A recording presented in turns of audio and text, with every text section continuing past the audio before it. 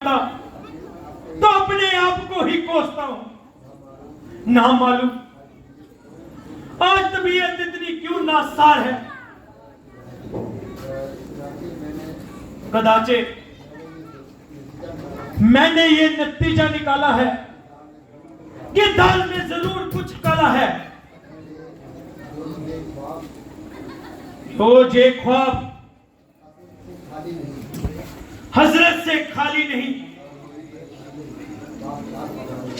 और मेरी परेशानी पास पास जाने वाली नहीं। इसमें जरूर कुछ ना कुछ भेद है जो मेरी तबीयत पर इस कदर खेद है। मालूम होता है कि इल्तिजाम सल्तनत में कुछ ना कुछ खराबी है जो मेरी तबीयत इस कदर शराबी है। इसलिए मेरे कहने पर विश्वास कीजिए और जो खराबी है उसे जल्द से जल्द ठीक कीजिए।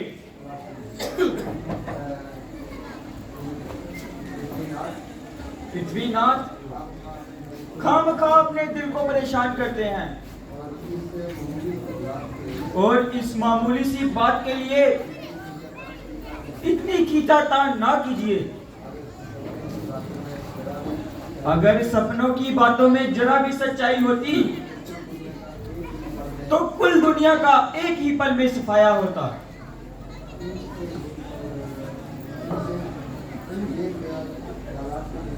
इन बेबुनियाद ख्यालात को दिल से निकालो और अपने आप को संभालो। अगर आप मुनासिब समझें तो कुछ दान पुण्य करा दीजिए।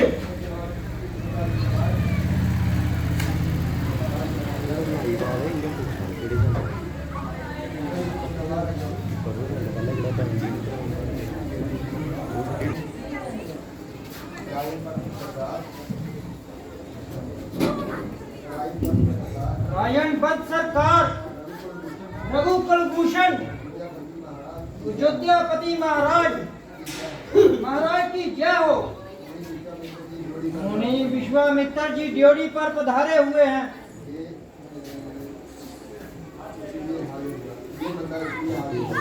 ये बंदा इसीलिए हाजिर हुआ कि मुनि जी को अंदर बुलाने की इजाजत दीजिए। क्या कहा मुनि जी? वो तशरीफ लाए हैं। हाँ पृथ्वीनाथ। मंत्री जी, आप मुनि जी के साथ स्वागत के लिए जाइए और उन्हें आदर से अंदर लेकर आइए। जो आज्ञा महाराज।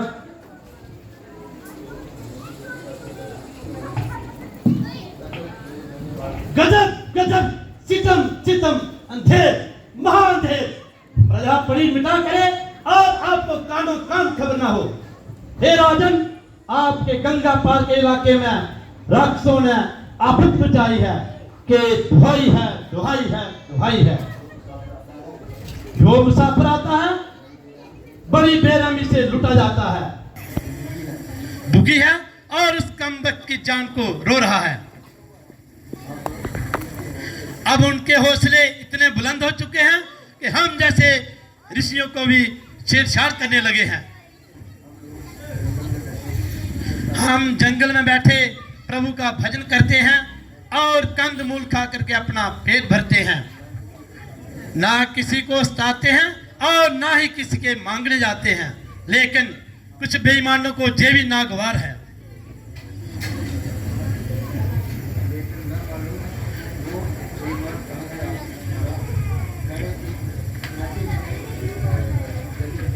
चनाचे हमने एक यज्ञ रचाया था और बाहिफाजत से हर आफत से बचाया था, लेकिन ना मालूम वो बेईमान कहाँ से आ मरे और मां शादी डालकर यज्ञ को नष्ट कर दिया और हमारा सारा प्रचार नष्ट कर दिया। जब हम जैसे सन्यासियों की जेब बेइफ्तेदार ली है तो आम जनता का तो ईश्वर ही वाली है। हैं? मेरे राज्य में ये अंधेर चोरी नहीं बल्कि सीधा चोरी।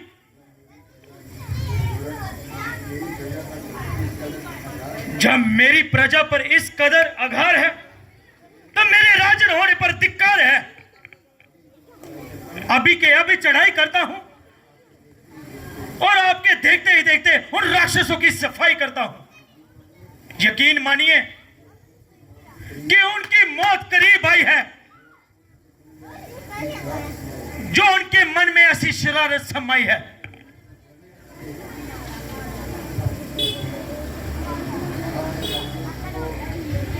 साधु सन्यासी को बिना वजह सताया जा रहा है और खामखा उनके मुंह आने लगे हैं। मंत्री जी, यही वजह थी कल रात से जो मेरी तबीयत इस कदर नासार थी। मैं आपको कहता था कुछ ना कुछ तो गड़बड़ी है, पता लगाएं। लेकिन कोई बात नहीं, मैं खुद चलता हूं और खुद ब खुद चढ़ाई करता हूं। राजन, आपको तकलीफ करने की कोई जरूरत नहीं और ना ही वहां कोई ऐसी खतरनाक सूरत है। आप केवल राम और लक्ष्मण को मेरे साथ कीजिए और मेरे हाथों में उनका हाथ दीजिए।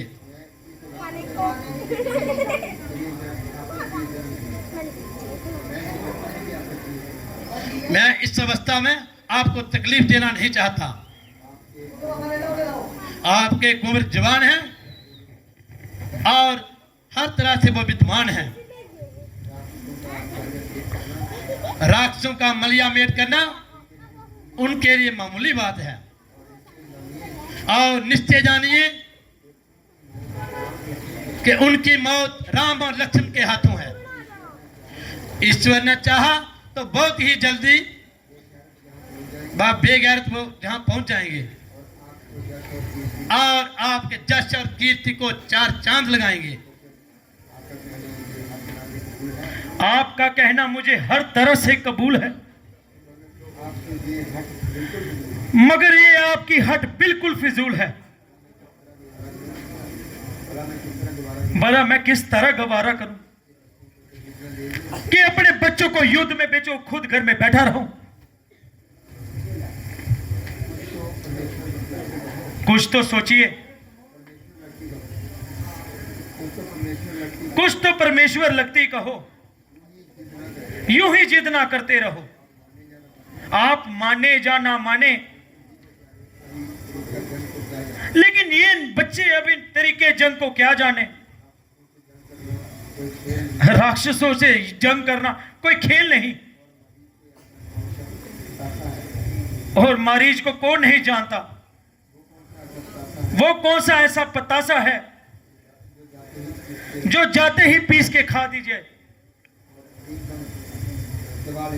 और एकदम जाते ही चबा लेंगे।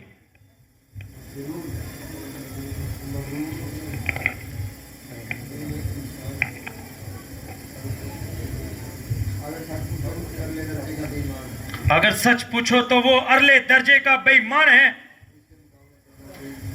उससे मुकाबला करना कोई आम बात नहीं। फिर उन बच्चों की क्या औकात है। वो जमाने की चालबाजियों को कहां पहचानेंगे।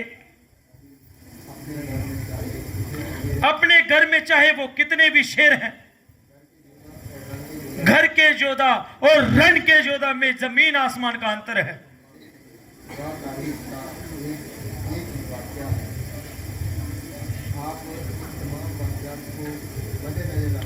आप इन तमाम वाकयात को मद्देनजर रखते हुए हर एक पहलू पर नजर डालिए।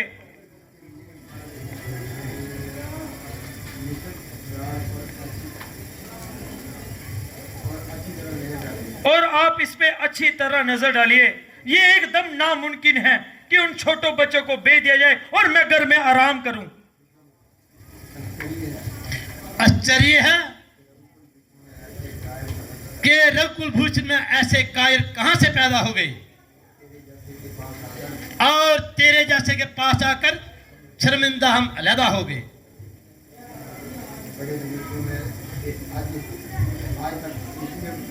तुम्हारे बुजुर्गों में आज तक किसी ने भी रिश्तियों की इमदाद से इनकार नहीं किया